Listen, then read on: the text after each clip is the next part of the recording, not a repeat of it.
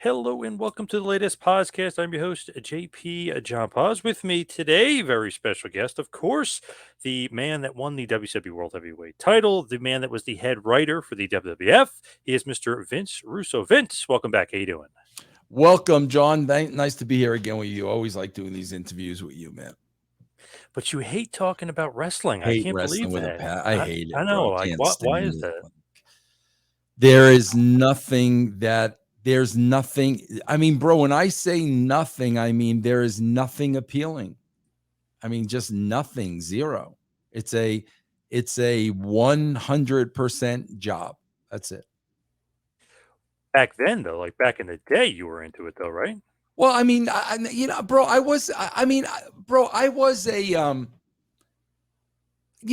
a fan of wrestling, like no difference than me being a fan of Kiss. I was Yep. never this super ultra wrestling mark. I enjoyed the genre, like I said, man, just like I would enjoy a Kiss or a Rocky, franchise. It was on my list of things that I enjoyed, but never at any point was I like over the top a wrestling mark.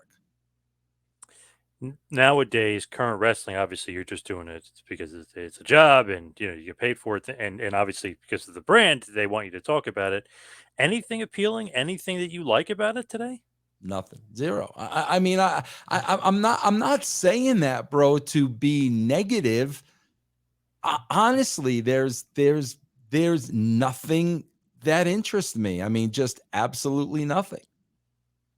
When you look at today's business and just the way it is, if you were writing, I know that's kind of like a crazy question, but if you're writing it, how would you kind of not go into the weeds and go crazy, but how would you make it better just off the bat? Because you know what I mean? Like, how could you make it more interesting? How could you make the characters more interesting? The backdrop of the entire show would be the show. That would be the backdrop. The Vince McMahon story, Triple H. That would be the backdrop of the entire show. People being affected, how they're being affected. Everybody, come on, bro. Everybody and their mother are reading about the sale of the company. That's on every major news outlet. That isn't on just wrestling sites. Not addressed, not talked about. My God, bro, the storyline you could have had with Vince McMahon coming in and out, and Triple H has power and no power, and now, Vince fires people, Vince leaves, Triple H brings people back, Vince comes back. Those people are concerned with their jobs. You've got so much meat on the bone, bro, where you could take a realistic approach and still work it any way you want. But when you're completely ignoring that and giving me fake, boring, stupid, long wrestling matches, there's no interest for me. Now, the real interesting part to me is they do those press conferences now with Triple H, and they do that. And when Nick Houseman asked a real question, I don't know if you saw that or not, if you covered that at all or not, but Triple H was like, "Nope, not going to answer it." So it's like he wouldn't talk about the sale. He wouldn't answer any like legitimate questions. But hey, if you want to know what Triple H thought about Rhea Ripley versus Charlotte Flair, Yeah, he'll no, talk about it all exactly. day. Then it's not a press conference. Bro, come on. Reporters go into a press conference. They can ask whatever questions, they want to ask. And, they're not gonna ignore half of the questions that they don't want to talk about. So think about that, bro. We're having a press conference based on fake matches, and everybody's gonna stay in character. It's freaking bizarro land to me, John. It just really, really, really is. Why don't you want to talk about the sale, bro? Like seriously, Vince went on Squawk Box and talked about the sale. So why can we talk about the sale there, but we can't talk about the sale here and how it affects people? I just thought that was so interesting, and Triple H like laughed it off, like, "Of course I'm not going to answer it." But wouldn't that be a great question to answer at the press conference, considering a day later he had to go on Raw and be like, "Nothing's changing. Yeah, we sold, but not like he still had to address it 2 days in a row." Bro, listen, let's be honest, John. The press conferences are a joke. And the only reason they're doing it is to let those dirt sheet marks in. Bro, you know they're laughing at these people behind the scenes. And sometimes they're laughing at them right in front of their face, because all they're doing is they're catering to these people, trying to literally get their audiences. That's the only reason they're doing it, bro. I mean, it's the notion of that is just absolutely ridiculous. The funny thing is, whenever somebody asks like a legitimate question or a real question, everyone's like, "Oh my god!" Like, "Whoa!" Like, isn't that what their job is? What they're supposed to do? Because when Nick asks like a legit question, people were like shocked, like, "I can't believe he asked that." Like, well, that was on everyone's mind in there. I'm sure they just were afraid to ask it. Exactly. And think about that, bro. You're a journalist and you're going to go to a press conference afraid to ask questions. Like it's just bizarre to me, bro. It's just so bizarre to me, man. I don't know, I guess you're trying to stay in with them, but I think if you are like a real journalist and you do ask the real questions, I think you should be invited back to every press conference and have like a legitimate question for them to answer because Yeah, but they're not asked a lot. what's the point if they're not going to answer it though, Yeah, John, it's you true know? too. Yeah. Yeah. I'm just hoping like eventually Triple H will answer a legitimate Yeah. question. But it's weird. It's like, okay, let's just go to the safe questions or let's talk about the work or let's talk about Roman Reigns' title run. Like it wasn't, I don't know, I just like laugh at him like, well, I want to know about the sale. I want to know about Vince. I want to know about this. And they won't address any of that. Yeah. Yeah. I know Heyman made a joke about it, like that maybe let Triple H answer it or something, but you could tell he was like smiling because he's knowing that like, wow, I can't believe somebody asked a legitimate Yeah, question. bro. That Yeah, I'm just telling you, bro. I know the plays and I know the game. And that press conference, it's a joke to them. I mean, they're laughing at Nick Houseman. I mean, I'm just telling you, bro. That may sound mean for me to say. That's the reality of it. And all they're trying to do, bro, is try to kiss up to get Wrestling's audience and Fightful's audience and all these audiences. So they're going through the motions, but they know it's ridiculous. that is on my mind and on everyone else's mind. So it's like, all right, thank God somebody asked. But then, of course, like, oh, you roll your eyes. Of course, he's not going to answer it, or he Right. laughs it off, going, "Yeah, thanks for the question. I'm not answering it." Like, come on, Yeah. Yep. Yep. like, yeah, I don't know. I mean, I guess, and you've talked about it for a while. Triple H maybe doesn't have as much power as it's perceived that he has. You know what I He mean? Like doesn't maybe have he can't. any, he doesn't have any power now. I mean, if anybody saw that squawk interview, what's that Ari's last name? Fleischman? What is the guy who owns Fleischner or Fleischman? Yeah. Fleischman? Well, Yeah. anyway, bro, he made it clear he's been friends with Vince McMahon for 23 years. Vince McMahon was part of the deal. He wants Vince McMahon in charge. He is not going to get involved in anything, creatively wrestling. He's just going to promote it and market it much the same way he does with UFC. And he made it 1000% clear Vince McMahon has all the power. So as far as Triple H's position and what Triple H is going to be doing going forward, that's all up to Vince.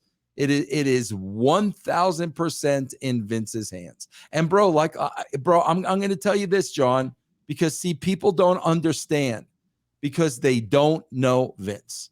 Okay, bro, when Vince wanted to come back to the board, Triple H, Stephanie, and Nick Khan voted against it. Okay, that is a fact. They voted against it. It was at that time, I'm telling you, bro, that Vince made the decision. You voted against me coming this. What do you think? You're going to be running this company? This is going to be yours. I guarantee you, bro, that at that time, Vince said, Stephanie, Triple H, you will own this company over my dead body. I will sell this company before I die, and it goes to the two of you. And I guarantee you, bro, that's when he got on the phone with his buddy, what's his face? Ari. And that's when the deal was made. And bro, I guarantee you, bro, because Vince McMahon taught me this himself. Bro, when Shawn Michaels was doing his Xanax and whatever shit he was doing, he was causing so many problems in the WWE locker room, bro. The locker room hated Shawn. He didn't get along with anybody. And I remember it was just me and Vince. And I swear to God, I said, Vince, I just got to ask you something. Why are you keeping the guy hanging around? You know, no one wrestler is bigger than the company. I was basically saying, why aren't you firing him? And Vince McMahon turned to me and he says, because Vince, my father taught me, when you're going to fire somebody, you're going to fire them on your time. So in other words, if Vince could still make money off of Shawn, Vince was going to make that money. And then on his time, he was going to let Shawn go. Bro, I guarantee you, a year from now, Nick Khan will not be with that company. I promise you, I guarantee you. Stephanie, bro, come on. Let's look at what happened here. Okay, those three voted against Vince. That's a fact. Stephanie's home. She doesn't even have anything to do with the company anymore. Triple H has zero power. And according to Ari on Squawk Box, he's going to be doing everything Nick Khan was doing. He's going to be getting the television rights deal. He's going to be taking, there's no reason for Nick Khan anymore, bro. He's going to be doing that. I am telling you, bro, you don't cross Vince McMahon. You're never, ever, ever going to win that. And then people have forgotten those three voted against him, bro. He's never going to forget that. Yeah, with Ari and Deborah and his group, they probably don't need Khan anymore, although he just made $16 million on the sale. So, I mean, he'll be happy walking out too. But no, don't get me wrong, bro. The guy's freaking a millionaire. Don't get me wrong. But with this sale, he's not needed. Do you think Stephanie really quit? Do you think she was fired? Oh, I think Stephanie quit. Bro, come on, man. Bro, here's the thing. I'm going to tell you this, John, because see, John, you understand this shit. These other freaking stupid marks out there have no clue to what they're talking about. Let me lay this down for you so you understand clearly. I have always said, when I left the WWE, me and Ferrara, okay, Vince McMahon made the biggest mistake in the history of the company when he put Stephanie McMahon in charge of creative. And I basically say that, John, because I know Stephanie was sitting in on the creative with me and Ed, okay, for over a year. And I can tell you there wasn't a creative bone in her body. And, bro, that's not a knock against Stephanie McMahon, bro. Like, you're either creative or you're not. And on the other side of the coin, bro, you either have business acumen or you don't. I don't have any business acumen. I can't tell you how many of my own businesses I've put out of business. It's two completely different skill sets. She was not a creative person. And I said, he made a horrible mistake, bro, because no matter how bad the creative gets, he will never fire Stephanie because that's his daughter and he's not going to leave egg on her face. Vince is not going to do that. And, bro, you and I both know, and everybody can go look at the numbers, creative got really bad. Yep. Really bad. Awful. And she remained in that position because if Vince would have fired her, let her go, moved her somewhere else, no matter how he tried to sugarcoat it, it would have been a failure. And he wasn't going to do that to his daughter. However, now let's look at what happened here. The NDAs, all this dirt comes out on Vince McMahon. Vince McMahon goes home, and now Stephanie is brought in as the CEO, whatever her role was. Okay, now she's in charge of the company. Okay, Vince gets to the point, bro, where he's sat home long enough. He's starting to second guess the decision of people telling him he needs to go home. Okay, now he makes it clear that he is coming back. Okay, bro. So now those three vote against him. Now, not only is he coming back, he is coming back in the same position he was before. That means Stephanie is no longer the CEO. I'm telling you, bro, when they voted against him coming back, they changed the rules of the game. And Vince basically said, you voted against me? Really? Well, guess what? I'm coming back.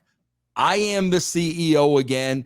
He left the egg on Stephanie's face that time, and she had no other choice, bro, but to turn around. And bro, she even publicly said, I don't have anything to do with the company anymore. I'm just a fan on the sidelines rooting along. That's exactly what happened, bro. That's exactly how it went down. And like I said, Stephanie's home. Got nothing to do with the company. Triple H has zero power, and the only one left there is Nick Khan, and we already know he's not negotiating the television rights deal because Ari said that that's what Endeavor was going to do.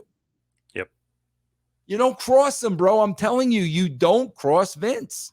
Bro, John, I knew, bro, when Vince gave me the line about get a nanny to raise your kids, and I got in contact with WCW. Okay, bro, I knew when I got on that plane to go to Atlanta, I knew I was signing with WCW because there was no way in hell Vince wasn't going to find out. And if Vince found out that I went to get interviewed by WCW and I crossed him, oh my God, bro, he would have had my head on a silver platter. That's why I knew the second I got on that plane, when I leave Atlanta, I'm going to be working for WCW. I knew that, bro, because you don't cross the boss. He used to always say that too. Don't cross the boss. He's right. He's right, bro. I'm just curious, like going forward too, because he's got even more power as far as Endeavor and UFC, because he's the executive chairperson. So he's the tippy top of the chair. Not that he wasn't in WWE, but now you add Endeavor and UFC in that merger. So I mean, he gained more power and he made billions on the sale. You know, that goes in his pocket. So man, he ended up, and it's funny. Last July, everyone, oh, he's gone, he's retired. Fast forward to April, and the guy is more power than he ever had in his life. He played it so masterfully. I mean, my God, the way he played his hand, they weren't even in the same league as him, bro. They were never in the same league as him. And that is a shrewd businessman. That's why Vince McMahon is a billionaire. And that's why there is nobody better than him in playing that game, bro. I just think it's amazing that a lot of the fans thought like, oh yeah, he's gone. Triple H is in charge, as if Vince wasn't controlling something from behind the scenes the whole time. He wasn't retired. Come on. I mean, who bought that?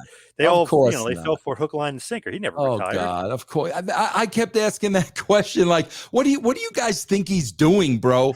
Like seriously, what do you think? What is Vince McMahon's typical day? Okay, bro, he wakes up at 4 a.m. and he works out. Okay.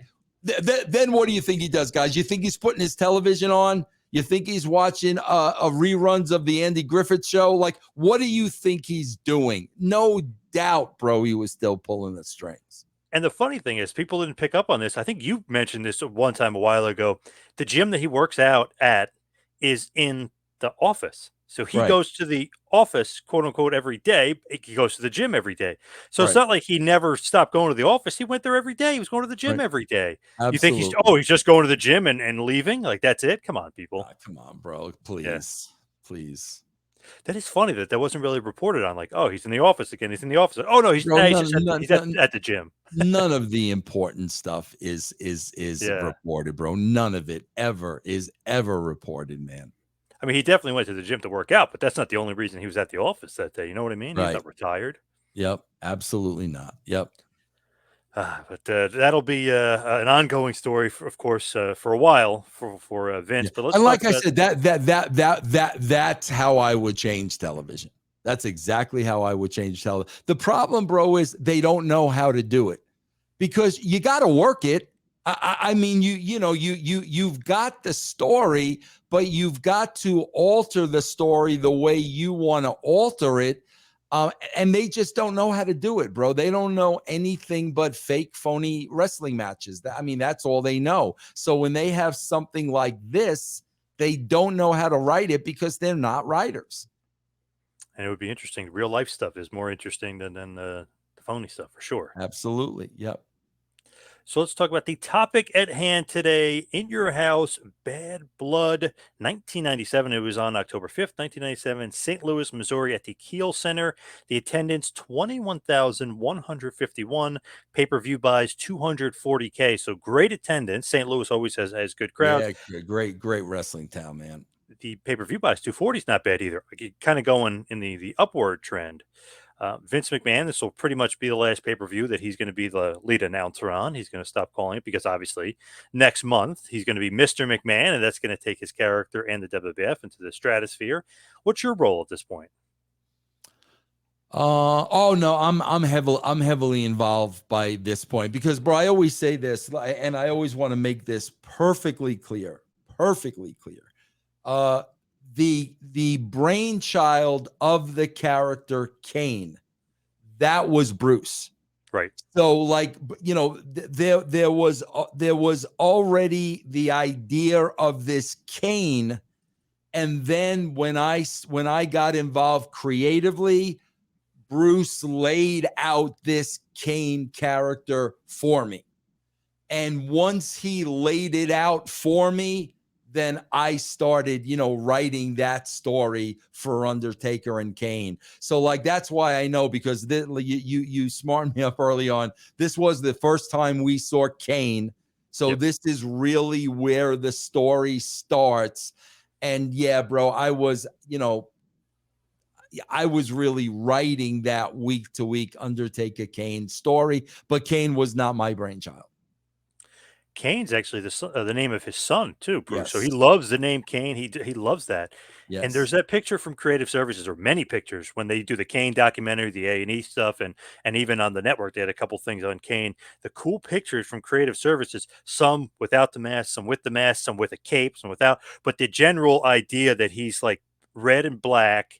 He's Undertaker's brother, so he's monstrous, but he has long hair, kind of looks like Taker, but with a mask on. I mean, really cool stuff from Creative Services, They were almost like great, bro. comic book character-esque. Bro, I swear to God, John, I lost all faith in the WWE when this happened, bro. This is the TL Hopper, Freddie Joe Floyd, Mantar period, right? Yeah. Bro, you got to understand, I swear to God, the publications department was right next to Creative Services. The woman's office right next to mine was the woman who rendered those drawings. She did them. That was the woman, what you saw her on the special. So, John, what I used to do was, when she wasn't in her office, I would sneak in her office, look on her desk, and see what she was working on, just to know what was coming down the pipeline. Yep. And I'll never forget, John, I walked in there one day and I'm looking at her desk to see her drawings and shit. And bro, she was working on the character What? Remember who, bro? Yes. Yes, There and I was know who, going yeah. to be a What? And at that point, I was like, are you effing kidding me? Like, at that point, I was like, you guys are so clueless at this point, like it's not even funny. Yeah, there was going to be a What? I'm assuming to tag team with who? Is that a lot on the person doing the drawing, or is that the person that's relaying the info, like No, Vince or that's Bruce relaying Bruce. the That's info? that's Oh, okay. that's Bruce. That's Bruce giving her the direction for this new character. Oof, that's a bad one. Yeah. Kane, though, on the other hand, is an Oh yeah, awesome one. great. Absolutely, man. No doubt. That's why I always make sure to give Bruce credit, man. No doubt. Great idea, obviously, Undertaker's brother. Does he legitimately exist? I mean, that was a really, really good idea. It's just because it made Undertaker, after a while, he kind of got lame. Then Mankind came in, okay, built him back up again, but then he kind of got lame again. It's like, all right, what can we do with this guy? Kane basically like reignited his career for years. It's like, wow, this is actually interesting again. You know what I mean? Yeah. With him Yeah, and and Kane. bro, there really was no story. The only thing there really was he's got this brother Kane, and like, there was a fire, but that disfigured him. But that's all that was really given to me. So I just kind of had to connect the dots and just come up with a story that made sense. So, got to start out on a somber note because as this pay per view is about to air, October 5th, 1997, Brian Pillman passes away that day, earlier that day, Oh the my day God! of You the see, pay per view. I didn't even connect those dots. Bro, I swear to God that what I remember vividly about that day is, yeah, bro, we're getting ready for the pay per view, and the news comes in, and the news starts going around the locker room, and I'll never forget, bro, the Heart Foundation. I think they had something that day. Yep. They were all dressing together. They were all in the same area. And I swear to God, I remember Owen coming up to me and telling me, Vince, like, bro, is it true? Like, is Brian, really dead? Is it true? Like, he was in such denial. Bro, that's the thing. That's why, man, I always defend Vince about the decision to continue the show when Owen passed.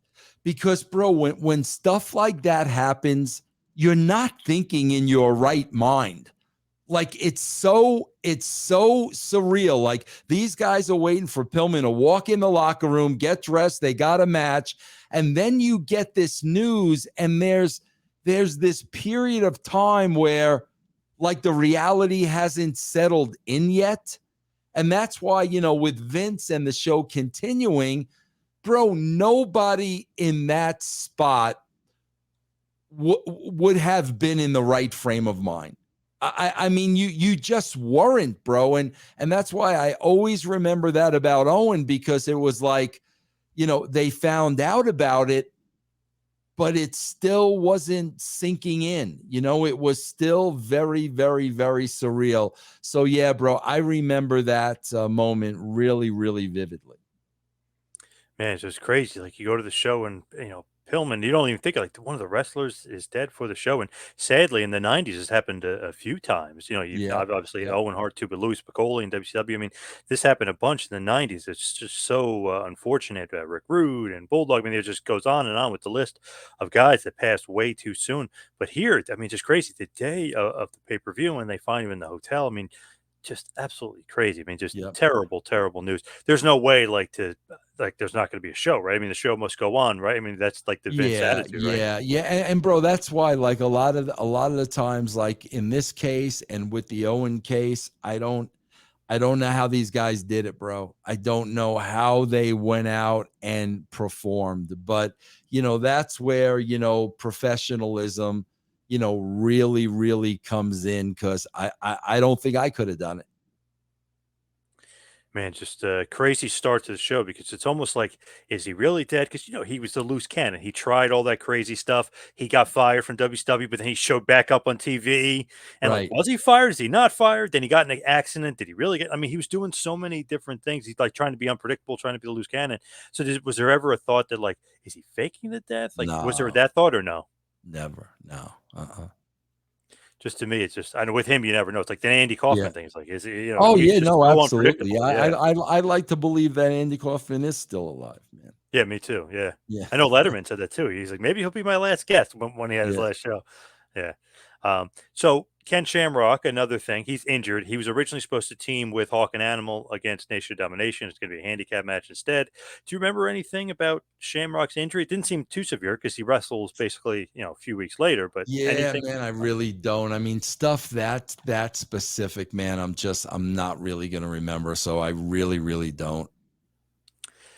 So the Pillman news, Shamrock's injured. This is going to be Vince's last, basically, as the lead announcer. It's going to be the last one before he becomes Mr. Man in the character. Kind of a lot of like backstory. The debut of Kane. There's a lot of stuff kind of going on for this pay-per-view. So Dude Love was supposed to face Pillman. Obviously, that match gets scrapped, and they're going to add a minis match to kind of cover that up. I know you'll love that when we get to it because you love those matches, which is kind of funny. When I look at this, I'm like, I don't think Vince is the head writer yet because there's a midget match. You know what I mean? Like, I don't know Yeah, if no, it's involved yet. I'm working on stories and segments of the show, but yeah, bro, I ain't writing no minis in. Like that is they're contractually obligated, whatever deal they have with whether it was AAA or whoever it was. So yeah, bro, that's all contractually that I have no involvement in.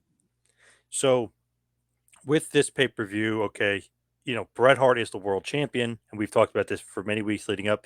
Him and Bulldog have a match later on against Vader and the Patriot flag match. So not a world title match. It's the semi-main event. The main event, of course, is the Hell in a Cell between Shawn Michaels and the Undertaker. Does that kind of show you something right there? It's like, okay, they're not really pushing Patriot, not really pushing Vader, but the world champion Bret Hart is in a feud with those guys. And by the way, they're not in the main. Bret's not in the main event. Shawn Michaels and Undertaker are the main event. God, see again, bro. It's the timeline. Is this way before Brett leaves? No, this is a month before. He's Yeah, gone. it's He's it's gone in a it's month. what we were talking about last time, bro. Yes, Yep. it's the Vince already knows he can't afford to pay Brett. He already knows that, bro. Didn't let bro listen. I did not know. I don't know if his inner circle didn't know. I mean, I would guess Bruce knew, and whoever was talent relations. I never know when JR came in and the JJ went out, but absolutely, bro. That he Vince knows he knows Brett ain't gonna be around. And bro, that's the thing too. You got to understand. Vince is really like when it comes to honor, um, man to man honor, his word type of thing, that means a lot to Vince. So the fact that let's face it, bro, he's going to have to renege on the deal. Yep. There's no other way to put it. He can't afford him, bro. He paid him a lot of money to keep him. Can't afford him. Knows he's got to renege on the deal, and 1,000% expects Brett to walk. So yes, that's what we are seeing here. And he's openly, eventually, a few weeks after this, he's openly going to let him negotiate with WCW, which means, hey, get your money. I can't pay you, but they can. Get your Yeah. money, pal. Right? Yeah. Yep. Yep. Which is kind of embarrassing. You know what I mean? Like, I can't pay you, but Bischoff Very, can. You yeah, know. especially for a guy like him, bro. Forget about it, man. So let's start the pay per view. The first match, the Nation of Domination, D'Lo Brown, Kama Mustafa, and The Rock, Rocky Maivia, defeated the Legion of Doom, Hawk and Animal in a handicap match in 12 minutes, 20 seconds. Obviously, Shamrock not there. It makes sense, right? Nation of Domination 3-on-2. They're going to go over Hawk and Animal. Yeah, no, absolutely. Was there any heat between Rock and Farouk at this point, or not yet? Yes. Okay, Yep. yeah. So that definitely is a slow simmering storyline in the background. But the funny part is, like, Farouk will help the Nation win, and he cheats in the match to help them win, but they keep teasing, like, The Rock didn't want his help. You know what I mean? Like, they're teasing stuff. Yeah. Yeah. Um, Basically, and The Rock gets the win for the team. So it's like, oh, Farouk, I helped them. I helped you guys win. The Rock's like, no, I won. Yeah. Like, It's the you know what I mean? Like, subtleties, bro. yeah, Exactly. I yep. mean, it's those subtleties that I really feel I'm missing today. Yes. So basically, you're teasing The Rock because you guys obviously see something in him a little bit more. like he's maturing. Yeah. You're starting to build him up, obviously more for Yeah, IC title and stuff, there's but you're building him. there's no need of urgency to rush it. Just Yep. kind of let it organically happen, man. Yeah. So, like I said, because Brian Pillman's death, his match with Dude Love is scrapped. So we get a minis match. Max Mini and Nova defeat Mosaic and Tarantula in the minis tag team match in about 7 minutes. I don't know, like what's the deal with the minis here at this point? I mean, we're about to hit the Attitude Era. We're kind of in the midst of it a little bit, and we're having a minis match. Bro, again, it's the deals that were made. Bro, I don't know. Were they from AAA? Where were they from? Do you Yeah, know? yes, Okay, AAA. bro, I don't know if AAA paid the WWE X amount of dollars to put them on the show, to give them exposure. I mean, I don't know, but it was definitely all about the contractual deal with AAA. That's what it was all about. And that's why, again, if I'm involved at that point, to the extent that I was, that's where I would have said, guys, listen, I understand business and I understand you're making money off of this, but it's still kind of bastardizing the show a little bit. I would have said that, but I was not in the position to say that yet. It just doesn't seem to fit quite as well, for Yeah, sure. it doesn't fit. Yeah. So then the Godwins, Henry O. Godwin and Phineas with Uncle Cletus, who was, I guess, the dirty white boy. I don't know what Uncle Cletus, that gimmick. I mean, remember TL Hopper and then Uncle Cletus? Just, I don't know, just weird. It didn't kind of fit there. But they defeat the Headbangers, Mosh and Thrasher, and they win the WWF Tag Team Championship in about 12 minutes. The Godwins with that gimmick in late 97, winning the tag titles. I don't know, to me, almost is like, I guess it's a mid-card title, or I guess they don't care about the tag titles. I know Vince is not a big tag team guy anyway. It just felt like, I don't know, wasn't that big of a deal to me, like the tag team titles at this point. Godwin's in Yeah, late 97. I don't know if it fit anymore. yeah, Uncle Cletus. yeah. Well, the Godwin gimmick sucked. I mean, I never liked the Godwin gimmick. I inherited the Godwin gimmick, but I could tell you this: those two guys were the real deal, especially Mark Canterbury. They were the real deal. Also, bro, you got to understand, they were very, very tight with Taker. And Taker, back then had a lot of pull. Yes. And Taker, bro, he got a lot of favor. And a lot of his buddies got a lot of favor. And I'm sure that had a lot to do with putting the belt on these guys. So they actually really cement themselves as heels, and they beat up the Headbangers after the match too, even after they win the tag title. So really kind of just cementing themselves as heels, or as villainous. But to me, I don't know about that gimmick. You know what I mean? I'm The with you. gimmick and I that agree period. with you Yeah. Yeah. 100%, John. I would have never put that gimmick on them. No. Now, the next thing they do is very, I don't know, this doesn't really seem WWF like, it seems more WCW like. They do a little bit of a legend ceremony, was basically for St. Louis wrestling and the legends of St. Louis. Jim Ross and Sonny were hosting. They honored Gene Kiniski, Jack Briscoe, Dory Funk Jr., Harley Race, Terry Funk, Lou Thez, and of course the legendary promoter Sam Mushnick. Any sort of reason behind this? Because it seems like Vince did this once in a great while, but not often. Who did they honor again? Tell me who it was. It's like all NWA champions. So Gene Kiniski, Jack Briscoe, Dory Funk Jr., Harley Race, Terry Funk, Lou Thez, and Sam Mushnick. So basically all NWA champions, Yeah. all guys that would be in St. Louis a lot, and then the promoter Sam Mushnick, who obviously promoted all the Yeah, bro. shows. I'm not sure where this idea came from. I'm not sure, but I mean, I could tell you, bro. St. Louis is really a rich, rich, rich wrestling town. You knew it when you were there. You felt it, bro. The fans were just so much smarter. I mean, really, there was a difference when we did a show in St. Louis. I don't know what triggered them in doing this, bro. I remember this, but I honestly don't remember the reasoning behind it. Bro, I don't know. Maybe they had to eat time. I don't know, bro, why they decided to do this.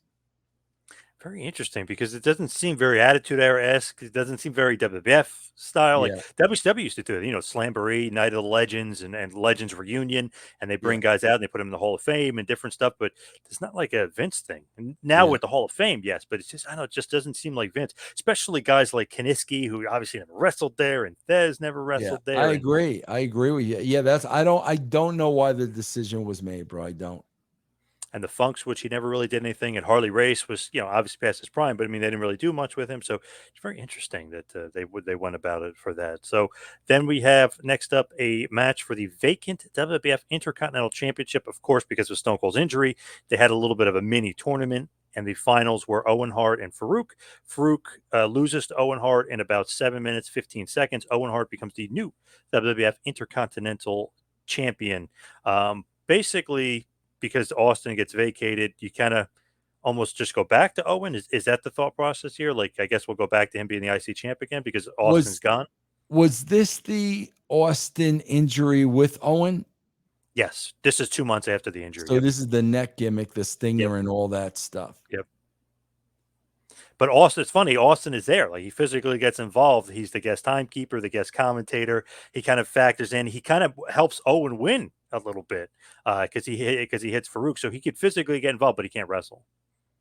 Yeah, this is really interesting, bro, because it's been well documented like that uh Steve never forgave Owen for that. Right, I right. mean, well documented, and he makes no bones about it.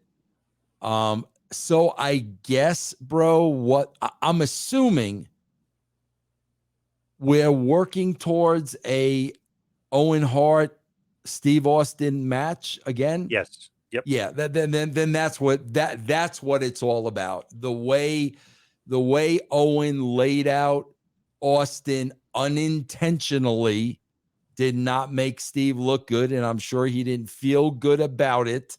So now we're gonna put steam on Owen. We're gonna give Owen the belt so Austin can come back and get his revenge. Now Owen is the new Intercontinental Champion, or again because he wins the vacate title here from Farouk, and obviously Austin is working his way back slowly but surely. He'll be working his way back pretty soon from that Yeah, serious or what he thought was a serious neck injury. yeah. Ended up being, thank God, not so bad. But a few years later, he has neck surgery and he's going to miss a year of action. So Yeah, no, bro. I could tell you as a shoot, bro, he was scared to death when that happened. I mean, there was a time there, bro, where he thought he was paralyzed, and it scared the living shit out of him, bro. And he never ever forgave Owen. And bro, it's funny because some of the things I've read and stuff, like he's hinted about Owen doing it intentionally. Bro, that would be the very last guy on the roster that I would ever think would hurt you. Like, like I love Steve. I mean, I'm Steve's biggest fan. However, if when he has hinted about that, bro, you never in a million years would get me to believe that. Not freaking Owen, bro. thing is, too, a lot of people don't remember this. About 5 years earlier, Austin kind of did the same thing to this guy Masahiro Chono when they were working in Japan, legendary Japanese wrestler. But he kind of did almost the same similar thing, and Chono ended up getting a stinger. So it's almost like, wow, did Austin forget that happened? You know what I mean? Yeah, Like that accidents can happen, and yeah. almost in the eerily similar pile driver way. That's So weird, bro. yeah, I didn't even know that, John. That's weird. so that's why I always thought, like, wow, it's weird. Austin, I know he technically kind of takes a year away from his career and his prime, and he was really on fire at that point. But I don't know, I kind of blame him. But then Brett always said Brett always got on Owen like, you got to be more like apologetic. Like I know it was an accident, but you know what I mean? Not kiss his ass, but you got to apologize. And I guess Owen just thought it was an accident. Not mean spirited or not Bro, you know mean what it about it. is again. To Owen's defense, bro. Listen, man, we are all human beings. And bro, in some situations, you just don't know how to act or what to say. You know what I mean, bro? I mean, my God, if I accidentally injured somebody in that way, sometimes you just don't know exactly what to say, so you don't say anything. You know what I Yeah. mean? Because like I said, man, Owen was not that guy, bro. I mean, so yeah, I mean the whole thing was really, really kabuki-ish, man. So now they add another match in to fill in the time that would have had Dude Love and the Brian Pillman match. So there's another More match. minis, more minis. No, you're going to love this one. The Disciples of Apocalypse, 8 Ball Chains, Crush, and Skull defeat Los Boricuas, Jose, Jesus, Miguel, and Savio Vega in an 8-man Uh, tag. Went about 9 minutes. DOA gets the win. Crush pins Jesus for the victory. So basically, they just threw out, you know, gang warfare match or whatever. They just threw out an yeah, 8-man tag. yeah. They just needed to eat up some time. They always loved the Boricuas. Those guys were great workers, and that's why they were there. And then you had DOA, who were just physically so impressive. So Yep. yeah, bro, that match was just thrown in there to fill time. Yep. So then we have the semi-main event: Bret Hart and British Bulldog of the Hart Foundation taking on Vader and the Patriot in a flag match. So you got to capture the flag, basically. Canada, USA, that thing. Do you like this? Is this in Yeah, 97? It just seems like 1987 ish. You I'm know what I with you, mean? bro. Like Hogan and Nikolai Yeah. Volkov from New Jersey. You know what I I'm mean? with you. I'm with you, bro. The flag match is so freaking campy. Um, but I guess just looking for some kind of a gimmick to make the match a little bit different. Obviously, you got the cage match to follow, so it can't be like a street fight or something violent like that.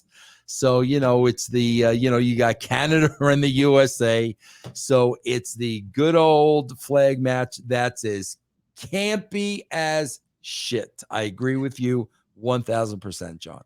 Do you know the little tweak that they made? The usually is capture the flag. This wasn't capture the flag. This is you capture the flag after you win. So you have to win by pinfall or submission. Then you do the flag stuff. So it's a little bit better, but still terrible, corny I'm with the with you. flag stuff. Yeah. I agree with you 100%. So Bret Hart and British Bulldog defeat the Patriot and Vader. Bret Hart rolls up the Patriot for the victory. Just a roll up, not like a strong victory for Bret. You know what I mean? I know Canada wins. He gets away with a roll up on the Patriot. Doesn't scream like world champion strong. I don't Because know. Didn't they're backing off. That's yeah, why. yeah. He Definitely gets the backing off. win, but it's like you win like that. He's It's got like to a cheap. win. He's got Yeah. to win. He's got to win, and that's the least impressive way that he can win. Funny thing is here, like, okay, the Americans actually attack them when they're doing the flag thing afterwards and kind of like knock them out of the ring. But everybody kind of remembers this match, or a lot of fans remember this match because I don't know if you'll remember this. Fans try to interfere and like climb into the ring and grab the flag. Like, do you remember that at all? Security had Oh to get these God, two fans. They yeah, were like trying to.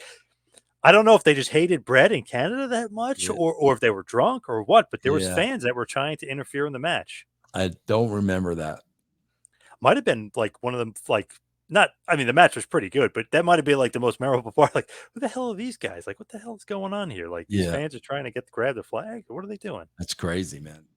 Brett had a lot of heat at that point, though. He Yeah, he really did. did. Yeah, he did. I feel like he was maybe the best promo that you guys had in that time because He was he great. was like he was just spitballing, like I shooting don't like, know, hey, bro. He never like people say Brett was a bad promo, and I'm like, bro, go back and watch that heel USA stuff. Are you freaking kidding me, bro? None of that stuff was scripted, man. He was all, like you said, spitballing that stuff. Man, he was cutting great promos, man. I know you helped Michaels a lot with his promos. Did you help Brett at all with his or no? I helped him. I helped him a little. Bro, it's funny, man, because there was a difference with promos with guys that really relied on their work. Guys that really relied on their work, bro, tended to want more help with their promos so they could really concentrate on the match more. Like Double J was that way. Like Double J would let me write every single word for him because he was concentrating on the match. And when I say, bro, when I worked with Double J, it was a little different because I wrote Jeff's stuff verbatim. Jeff wanted word for word. Bret was more of, bro, these are the things you need to hit. These are the things you need to get over. And bro, like I would write a promo because I just need that, for my sake in laying out the whole show to know what Bret's going to say and whatnot. And I would write a promo and then I would give it to him. But Bret would take that and 100% put it in his own words. Bullet points, if you will. Yeah. Man, he was awesome at that point. It's was. funny. It's like Vince couldn't afford to pay him, but he was doing some of the best work of his career at that point. I He was agree, awesome. man. I agree with you, John. Yep. So the main event is up next. Shawn Michaels defeating The Undertaker in the Hell in a Cell. This was to determine the number one contender for the WWF World Heavyweight Championship at Survivor Series the following month. So obviously Michaels versus, and we know where that's headed for the Montreal Screwjob Survivor Series 97 in Montreal, Quebec, Canada. But here, Michaels defeats Undertaker. DX is with him, Rick Rude, China, Triple H. There's a spot where they're able to get outside the ring because they destroy a cameraman. They beat the hell out of him. So then they end up going to the top of the cage, and Michaels gets thrown off, not like Foley, but he gets thrown off top of the cage through the table. Obviously, Foley a year later kind of one-upped him, but great match. It just one of those things where Michaels and Taker, whenever they wanted to, they could just put on an absolute classic. I know your buddy Dave Meltzer gave it 5 stars, so just an unbelievable match. But of course, I think the most memorable part of the match, besides it being awesome, is the debut of Kane. He comes out. Vince says, "Oh my God, it's gotta be Kane." He goes nuts, really puts it over. Paul Bearer is kind of leading the way. Kane rips off the door. Undertaker is shocked. Who is this guy? It's gotta be Kane, his brother. Kane beats the shit out of him. He lets Michaels pin him.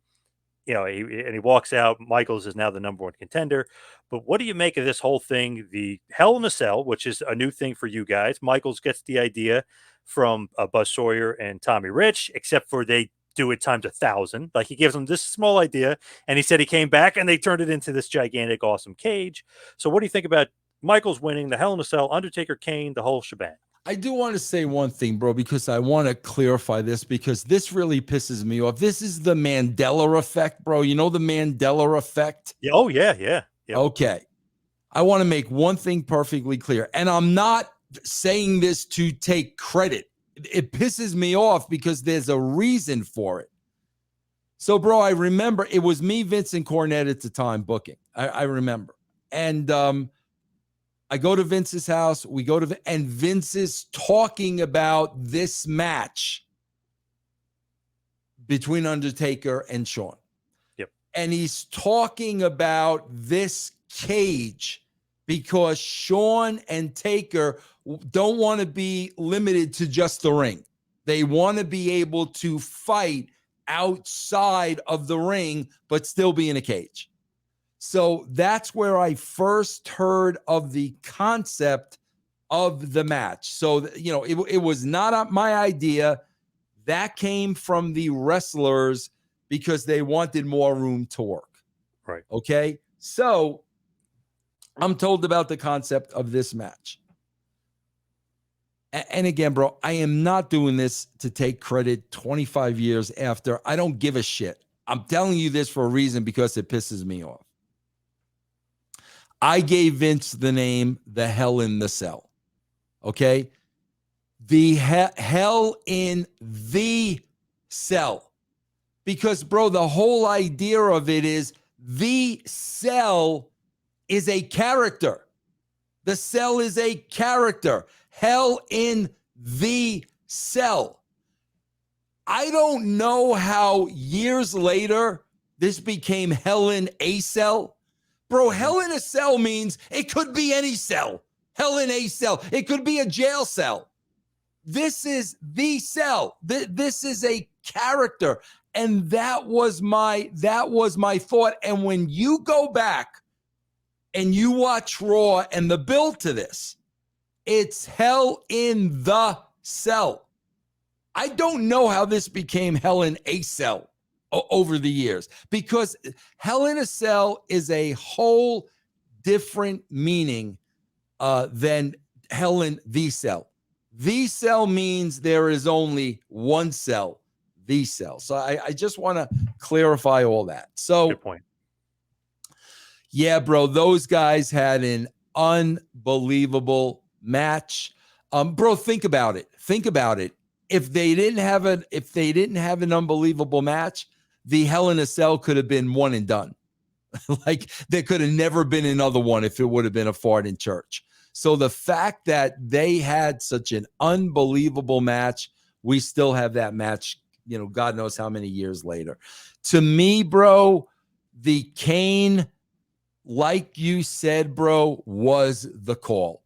It was the call. I mean, the call to this day still gives me goosebumps, and you don't get that anymore, bro. You just don't get it anymore. But this was a perfect way. You had an unbelievable match, bro. See, now, here's where you're going to get some of the wrestling purists disagreeing with me, because here's what they're going to tell you. These two guys tore the house down, and then their work is overshadowed by Kane. And that's what they're going to tell you. But I will tell you this, bro. Yes, they had a hell of a match. Nobody was going to forget that match. And there wouldn't have been a better way to introduce this character. That was tailor-made, bro, to get all this business done.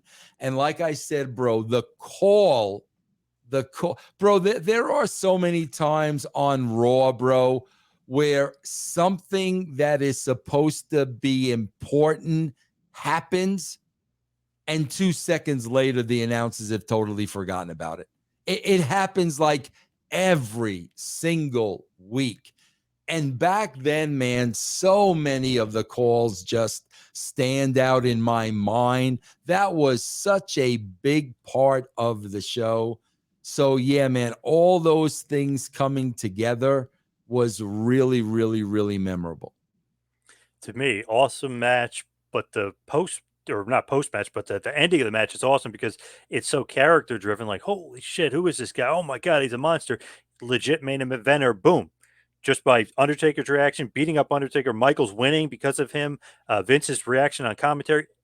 I mean, and Paul Bearer being with him. Everything's like, okay, got another main eventer now. Absolutely, bro. Absolutely. But again, that's the thing, man. It's like, this is what doesn't happen anymore. Like, bro, when I knew we were introducing a new character, when I knew a wrestler was coming back from injury, bro, you're usually given like a timetable. Like if Austin's out and I know he's going to be out in 2 weeks, what I'm going to do over that time, bro, is I'm going to set the table for Austin. I'm going to create circumstances, bro, so when he returns, when Kane arrives, the place is going to become unglued. And, bro, they just did this on Raw a couple of weeks ago. Matt Riddle was gone for God knows how long, and how they introduced Matt Riddle back to the show is they hit his music. No, bro, you should have set the stage for Riddle where, you would have been guaranteed that when he hit at the appropriate time to make a save, whatever it was he was going to do, you blew the roof off the place. And they don't do that anymore, bro. So, like, again, bro, whatever's going on with Alexa Bliss, like, we got no idea. But when she comes back, bro, they're going to hit her music. She's going to come back, and it's going to be business as usual. Yep. Setting the table for a character like Kane, bro, is just so freaking important, man. And this is going to be a huge storyline kind of going forward. Obviously, he's going to be future champion too, but I mean, this is a huge storyline going forward with Undertaker and Kane, and obviously setting up Shawn Michaels getting the title from Bret Hart, then Austin slowly but surely coming back for revenge against Owen. Things are being built up in the proper manner right here. Absolutely, man. Yeah, 100%. Thumbs up on the pay-per-view, thumbs down in the middle. Like, what do Oh, you think, Ken? definitely thumbs up. This is a iconic. I mean, and again, bro, I always say this with any television show or any pay-per-view, they're gonna remember the last thing they see. Yep. That's what they're gonna remember, the last thing they see. So yeah, bro, this ending was really iconic. All right, so let's head towards the plugs. You can follow me on Twitter and Instagram at 2Man Power Trip. Check out the website, tmptempire.com. Vince, what do you got? Yeah, everything is russosbrand.com. Just check it out. You'll get all my podcasts. It'll send you in all the different directions, but that's the place to go. Vince, you better not be mailing it in, all right? Don't Oh, mail it in, okay? please, bro. Bro, that's the one thing that pisses me off so much, bro, because you could say a lot of things about me, but the hours I spend podcasting, bro, like really, man. So please. True. All right. On that note, thank you everybody for tuning in. We'll see you right back here next time for the next podcast. See you then, folks.